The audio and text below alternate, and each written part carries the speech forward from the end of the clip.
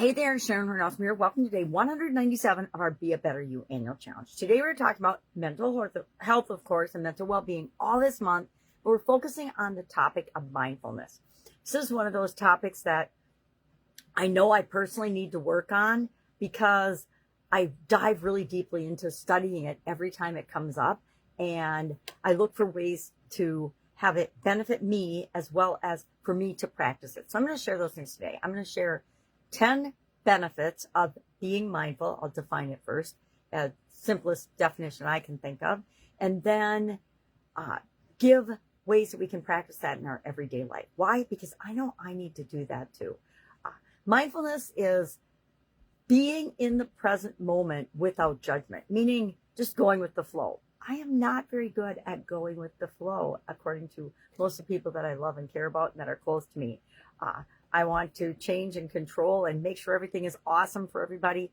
It doesn't always work out that way, right? Life can be very messy, and sometimes we just have to go with the flow of the mess in order to create the situation and the experience that we want. So what are some of the benefits of mindfulness? I'm going to grab my magnifying glass and pop through this list I brainstormed. Number one, stress reduction. If we are in the present moment, being attentive to what's actually going on and paying attention to that with all of our senses, it's less stressful than if we are imagining what could happen. And I'm very extremely not great at that in a positive way, and especially with my granddaughters. And it reduces our stress because we're dealing with what's actually going on, not what happened in the past or what could possibly happen in the future. We're right there present with the situation. Secondly, it improves our emotional regulation. If we are mindful and paying attention and self-aware, we are more likely to respond emotionally in an appropriate way for the situation instead of overreacting. Sometimes I overreact. 3, enhanced focus and concentration. When we are literally paying attention and present in what we're doing instead of multitasking, and again, I'm a huge multitasker, always have been. I often used to say that if women couldn't multitask, that the species would cease to exist, because women have to be able to do so many things simultaneously in order to take care of their families, take care of themselves, and keep the world moving in a positive way. 4, reduce anxiety and depression. One of the fastest, easiest ways to reduce depression is to do something outside of yourself and be present in what you're doing. And without judgment, right? Hey, I'm doing this. It's the first time I've ever done it. Instead of judging how I'm doing it, I'm just going to experience it and see how it goes and then learn from there. 5, increase self-awareness, which all of us, I am really flabbergasted at how unself-aware I am, and I think I practice it, much less other people. 6, improve decision-making. We are attentive and present. We make better decisions than if we're only half there. 7, enhanced physical health and well-being. 8, boosted immune system. 9, increased compassion and empathy. We treat other people better when we're paying attention and present. We're actually seeing how they respond and react to our communication or the things that we say and do. And 10, improve sleep quality. I don't know about you, but sometimes we all need better sleep. So what are some ways we can improve our mindfulness, that we can practice mindfulness so it just becomes automatic, so that what we're doing, we're actually doing and we're paying attention to, and we're there, we're present. I spent a lot of years, probably a couple of decades, raising my children, and I hate to admit it now, but multitasking. If we were on vacation, I was doing work while we were on vacation. If I was at work, I was trying to manage my family while I was at work sometimes. I wasn't 100% present hardly anywhere, hardly any time in my life. And it was very seldom living mindfully and in the present moment. And I was not at all self-aware. I wasn't aware that I was doing these things. So what are some of the best ways to become more mindful, more present, to be able to be and exist in the second that we're living right now? Because the truth is, the only time we can do anything is in the present moment. The past is the past, nothing we can do about it. The future is the future. There's really very little we can do about that except impact the way we think and feel and show up right now, because that creates the future that we want.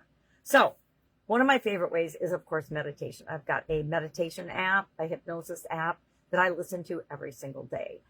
And that helps me to continue to be more mindful.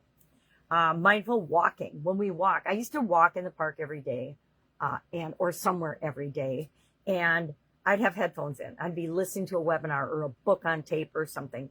And I realized one day I was missing everything. I was here in this beautiful location every single day, and I was missing it because I was listening to something else. So I was really just going through the motions of walking, but I wasn't really enjoying my walks at all. It was just something I felt like I had to do every day to take care of myself, but I wasn't present for that experience. So mindful walking is paying attention to what's around you, the beauty that's around you, the sights, the sounds, the smells. Usually we're not tasting anything. Hopefully we're not eating bugs, but being physically there when we're physically doing something. Mindful eating, same thing. I don't know about you, but many of us are just, we eat to get by and we just eat without thinking about it. But if you pay attention to eating, it's a much better experience. You know, how many of us have gone out to a super nice restaurant, had an awesome dinner, and barely even remember or noticed? We didn't taste it, we didn't smell it, we didn't really pay hardly any attention. Maybe because we had great company, and that's awesome. That's even better, right? Experience with other human beings. But we want to, most of the time when we're eating, actually be present for the eating, so that our body processes those foods in the way that's best for us. Body scan meditation is another one. Of course, I like meditations. And one of the types of meditations we can do is a body scan meditation, where we quiet our mind and we sit or lay quietly and we think about each of the different parts of our body, or we observe and notice what's going on in our body. Our bodies are the best consciousness facilitator that we have. I think Rika Zimmerman taught me that. And she said that, she probably still says it, but she said it a lot back when I listened to her. And it's amazing when we tune in to what's going on in our body. It signals to us and tells us a lot of what's going on in our mind and what we're thinking. Mindful activities. Incorporate into your everyday activities more mindfulness, being present in the shower, when you're brushing your teeth, when you're cooking, when you're doing laundry, when you're doing chores, when you're doing everyday activities. Be present and mindful to what you're doing.